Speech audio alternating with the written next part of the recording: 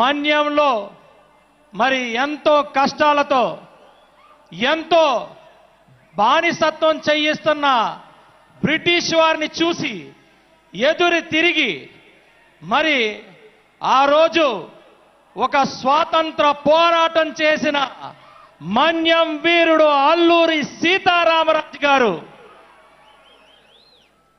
ఆ అల్లూరి సీతారామరాజు పట్టుకొని కాల్చేటప్పుడు ఆయన గుండెలు చూపించి ఒకే ఒక మాట అన్నాడు, నా రక్తం చిందించిన ప్రతి బొట్టులోంచి ఒక అల్లూరి సీతారామరాజు పుడతాడు అని. 1924 మే 7వ తారీఖున ఆదివాసీలకు ఉన్న ఆశాదీపం అల్లూరి సీతారామరాజు గారు అస్తమిస్తే 100 సంవత్సరాలకి మళ్ళా అదే ఆదివాసీలు అందరూ కలిసి 2024న